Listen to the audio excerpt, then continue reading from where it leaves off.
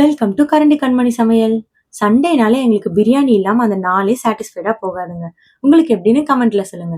இன்னைக்கு நாங்க எங்க வீட்ல செஞ்ச சிக்கன் பிரியாணி ரெசிபி எப்படி செய்வோம்னு பார்க்கலாம் வாங்க. ஃபர்ஸ்ட் பிரியாணி பாத்திரம் எடுத்துக்கோங்க. பாத்திரம் நல்லா சூடானதும் 150 ml ஆயில் ஊத்திக்கோங்க.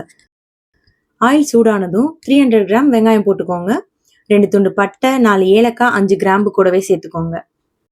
வெங்காயம் போட்ட அப்புறமா நம்ம பிரியாணி மசாலா சேர்க்கறதால இந்த மசாலா ஸ்மெல் எதுவுமே நம்மளுக்கு பிரியாணில டாமினேட்டடா தெரியாது. வெங்காயத்தை ஸ்லோ ஃப்ளேம்ல வச்சு ப்ரௌன் ஆகிற வரைக்கும் வதக்கிக்கோங்க. நம்ம ஃபாஸ்டா வச்சு குக் பண்ணோம்னா சில சமயம் கரிஞ்சு போறதுக்கு வாய்ப்பு இருக்கு. ஸோ நம்ம ஆனியனை மட்டும் லோ ஃப்ளேம்ல வச்சு குக் பண்ணிக்கோங்க. வெங்காயம் நல்லா இந்த அளவுக்கு வதங்கின அப்புறமா ஒரு கை நிறைய கொத்தமல்லி தழையை சேர்த்துக்கோங்க. 2 நிமிஷம் வதக்கிக்கோங்க. அப்புறமா 2 டேபிள் ஸ்பூன் இஞ்சி பூண்டு பேஸ்ட் சேர்த்துக்கோங்க. இஞ்சி பூண்டு பேஸ்ட் பச்சை வாசனை போற வரைக்கும் நல்லா வதக்கிக்கோங்க. இப்போ இஞ்சி பூண்டோட பச்சை வாசனை எல்லாம் போயிடுச்சு. இந்த ஸ்டேஜ்ல நம்ம மிளகாத்தூள் சேர்த்துக்கலாம். நான் இன்னைக்கு சக்தி மிளகாத்தூள் சேர்த்திருக்கேன். ஏன்னா இந்த மிளகாத்தூள் நம்ம சேர்க்கும் போது கலர் நேச்சுரலாவே வரும். ஸோ நான் சக்தி மிளகாத்தூள் 1 ஸ்பூன் சேர்த்துக்கிறேன். நீங்க 1லேருந்து 1.5 டேபிள் ஸ்பூன் சேர்த்துக்கலாம். உங்களோட காரத்துக்கு ஏற்ற மாதிரி சேர்த்துக்கோங்க. 2 நிமிஷம் நல்லா வதக்கிக்கோங்க. இப்போ இந்த ஸ்டேஜ்ல 300 கிராம் தக்காளி, 4 பச்சை மிளகாய், ஒரு கைப்பிடி புதினா, 3 ஸ்பூன் தயிர், 1 டேபிள் ஸ்பூன் உப்பு எல்லாத்தையும் ஒன்னா சேர்த்து வதக்கிக்கோங்க.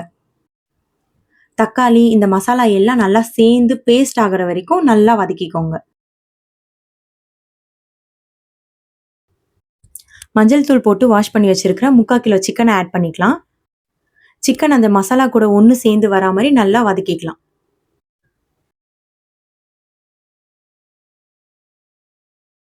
இந்த ஸ்டேஜ்ல மூடி போட்டு ஒரு 5 நிமிஷம் குக் பண்ணலாம். சிக்கன்ல இருக்க தண்ணி எல்லாம் ரிலீஸ் ஆயிடும். 5 மினிட்ஸ் கழிச்சு இப்போ மூடியை ஓப்பன் பண்ணி பார்க்கலாம். இப்போ நல்லா சிக்கன் தண்ணி பிரிஞ்சு வெந்திருக்கு. இந்த ஸ்டேஜ்ல நம்ம தண்ணி ஆட் பண்ணிக்கலாம். நான் இந்த கிளாஸ்ல 3 கிளாஸ் அரிசி எடுத்திருக்கேன். ஸோ 4.5 கிளாஸ் தண்ணி வைக்கிறேன். ஒரு கிளாஸுக்கு 1.5 கிளாஸ் தண்ணி வைக்கணும். இந்த அளவு சீரக சம்பா அரிசிக்கு கரெக்டா இருக்கும்.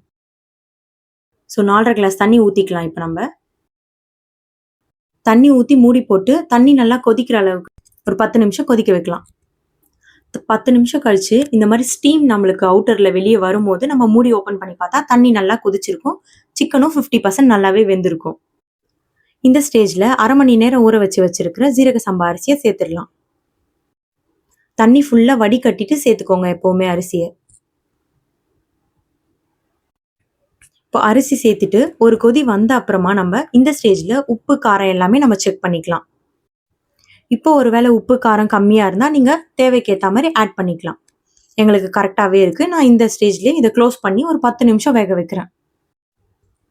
10 நிமிஷம் கழிச்சு நம்ம மறுபடியும் ஓப்பன் பண்ணி பார்த்தோம்னா இப்போ தண்ணியும் அரிசியும் ஈக்குவலா ஆயிட்டு இருக்கு. இந்த ஸ்டேஜ்ல நம்ம தம் போட்டுடலாம். நம்ம வீட்டில் வேஸ்டா இருக்கிற தவா இருந்துச்சுன்னா அதை வச்சு அது மேல நம்ம பிரியாணி பாத்திரத்தை வச்சு தம் போட்டுடலாம். அடுப்பை ஸ்லோ பண்ணிக்கோங்க.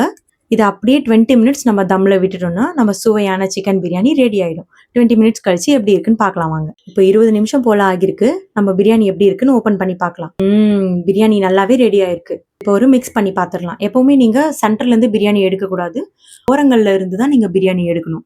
இந்த மாதிரி நல்லா வெந்திருக்கணும். இப்போ சிக்கனும் பிரியாணியும் நல்லா வெந்திருக்கு. பிரியாணி நல்லா அடிப்பிடிக்காம வெந்திருக்கு. அவ்வளவுதான், நம்ம சூடான சுவையான சிக்கன் பிரியாணி ரெடி ஆயிடுச்சு.